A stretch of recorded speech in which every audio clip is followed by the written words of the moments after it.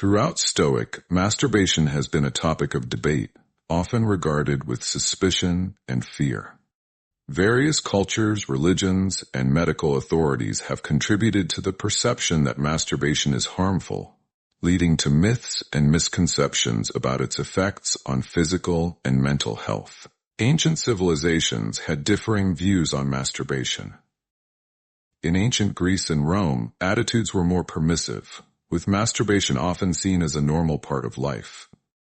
However, some Greek philosophers, such as Plato, believed that excessive indulgence in sexual activities, including masturbation, could lead to moral decay and weakened self-discipline.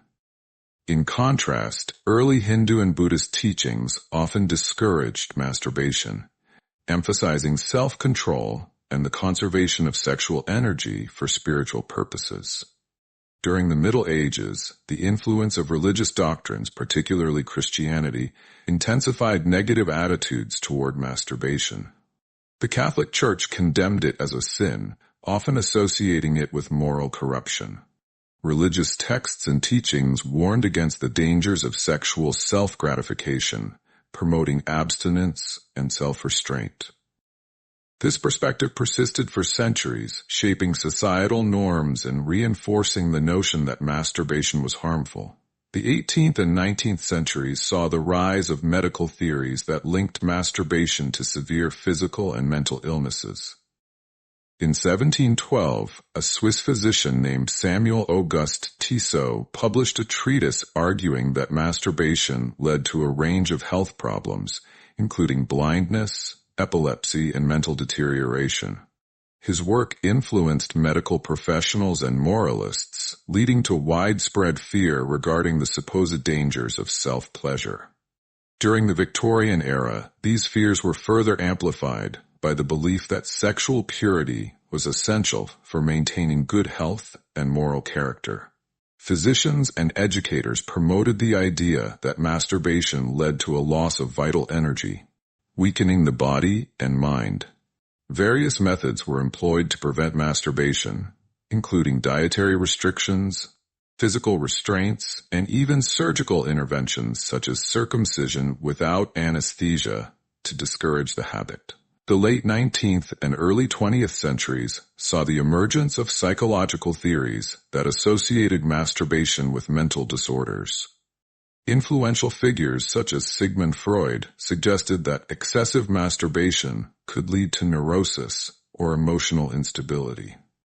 Other psychologists linked it to anxiety, depression, and social dysfunction, reinforcing the stigma surrounding the practice.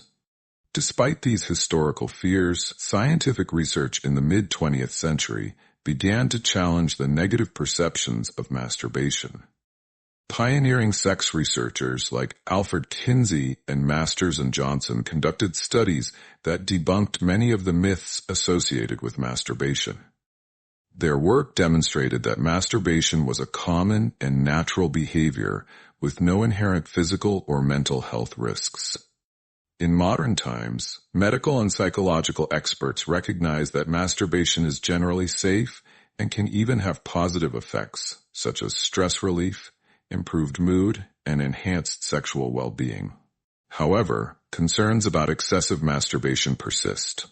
Some individuals may experience negative consequences, including physical discomfort, fatigue, and interference with daily responsibilities.